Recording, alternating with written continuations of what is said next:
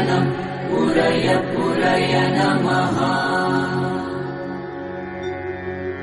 ॐ ह्रीं श्रीं क्लीं श्रीं कुबेराय अष्टलक्ष्मी मम गृहे धनं पुरय पुरय नमः।